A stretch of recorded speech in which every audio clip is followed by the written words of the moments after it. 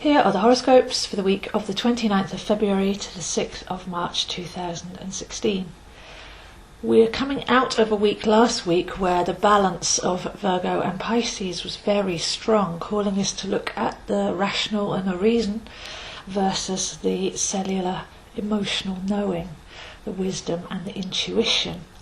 So we were playing right across that axis as we came out of the full moon in Virgo opposite the sun in Pisces last week. And that theme very much continues as an underlying current this week. But we begin the week with the leap year, February the 29th. Now in one of the middle calendars, this was the end of the year. And this is why February has less days than the other months, and hence the Ides of March, which was the beginning days of March, were important in that particular Roman calendar. So seen as the end of the year, this was the leap year, and this was where we had to add an extra day to make the calculations fit, because we weren't working to a lunar solar correct calendar. So the leap year gets its name, I believe, from the salmon of wisdom in the Celtic tradition, the fish of Pisces, if you will, swimming back upstream to spawn the new generation. When looked at in this way, we can see that it easily harkens back to the zodiac calendar, where this should be at the end of Pisces, because Pisces is the two fish, and one fish looks backwards to see what's gone on in the whole of the past year, all the things that have happened, all the emotional retention, all the messages, and to rinse itself clean and surrender so that it's light enough to make that final leap over into the new cycle of Aries. So we have a funny day here because it's slightly misplaced at the end of February, whereas it should be at the end of Pisces. But I believe that the leaping is to do with the salmon and the fishes of Pisces. So when we look at the symbolism of this, we're returning to source. The salmon returns to the source of where it was born in order to spawn the new generation. And even every night we return to the source of where we come from when we go to sleep. And the sleep realm is very much part of Pisces. So Pisces is beyond the five senses. It's trance, meditation, sleep, where we come from before we're born and where we go to after we pass back into the other realm. So very evocative, etheric waters of Pisces that we're looking at here. And although it's not really the leap year, that's just a calculation gone wrong, we are heading towards the end of Pisces and we are heading towards the spring equinox, and we can still do all of that work where we're summing up what's gone on. We're travelling backwards, returning to the simplicity of source, to recharge, to reset our compass, to let go and to become lighter so that we can start a new cycle, larger, expanded and fresh and ready to start again, but on a higher level.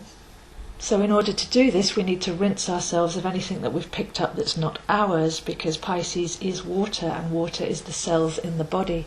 So our last journey since last Aries, last April, or the end of March, last spring equinox, we've picked up a lot of information, we've had a lot of emotional experiences, but not all of those have to come with us. Not all of those have to bog us down like a saturated sponge. We need to rinse ourselves out and come back springy and aerated and clean and ready and excited for the next cycle. So to do that, we need to have a look at what's not ours. Pisces can suffer a little bit because they don't have many boundaries, and we all have Pisces in our chart somewhere. So without knowing the boundaries, we can pick up other people's stuff and think it's our own. So there's some work that we can do in the next couple of weeks, returning to our true essence, getting to know what is ours, and then having a look and seeing if what we're carrying is even relevant, or whether we can get rid of some of the retention and just take forward the knowledge and the wisdom that we've gained from it. So Pisces is connected a little bit to Chiron. It's the Fisher King, it's the wounded healer, and sometimes we can connect with our inner victim at this time. So we have many different archetypes inside of ourselves, and that's all fine, but the part of you that says poor me, or that person did that to me, or the universe is having a go at me, or I'm all alone, that separated part is what we're looking at with the inner victim. Of course this isn't true, you're never alone, you're connected to everything, you're not separate, So things aren't happening at you. It's very much the law of cause and effect. What you're putting out, what you're projecting, and what you're perceiving and believing coming back will actually create that illusion. And Pisces have been said to be fantastical, to be beyond the veils, to be in the realm of illusion. But illusion and delusion are very closely knit.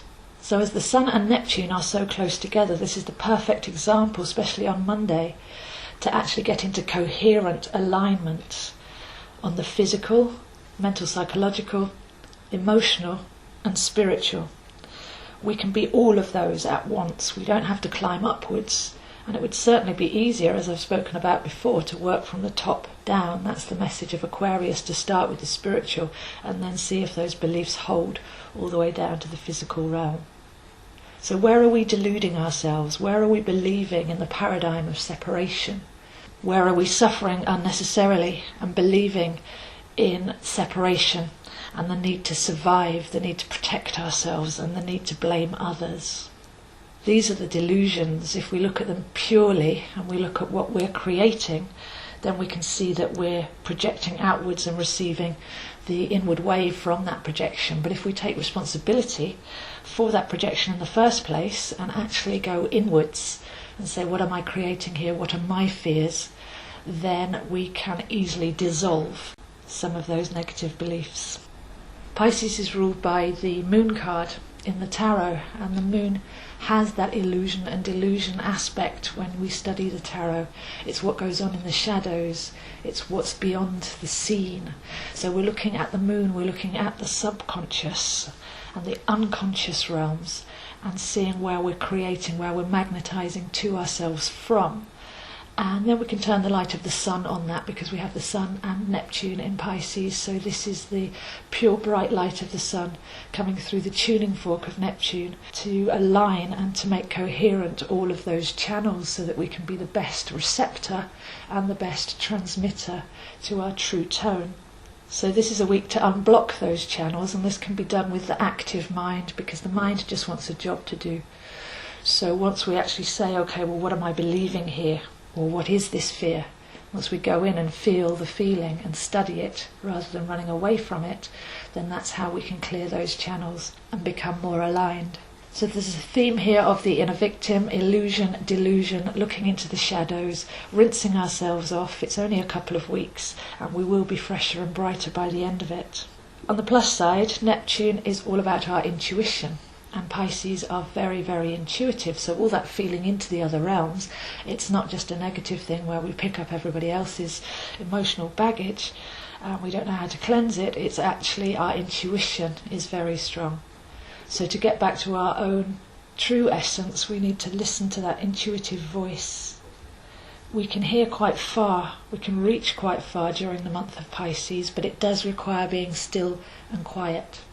So by the end of the week, Thursday, Friday, there's a couple of very good days for intuition, and the more we tune into our intuition, the stronger it becomes. By the weekend, we have Mercury going into Pisces, and this will accelerate that intuition. Mercury is our antenna, where we're picking up from, and we pick up information now from the other realms. Mercury going into Pisces says, be still, be patient, and listen. So moving on from last week, where we were balancing the rational mind and the intuitive mind, this week we're diving into the part of intuition, but using the ration and reason to determine and to set that compass point to true north.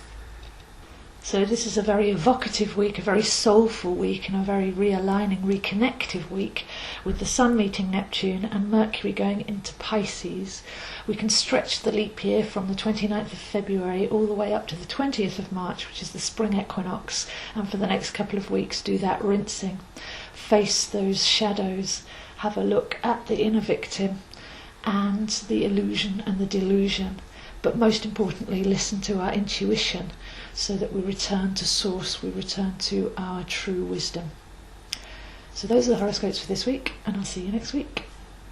If you're interested in seeing where Pisces is for you and where this work can be done for you personally, then I am available for readings, as well as having an online group that you can come and join in and have live discussions. And if you'd like further study, then I have a series of online courses that you can join in with to begin to learn this subtle art for yourself. So for any of that, please do contact me, zoehind7@gmail.com.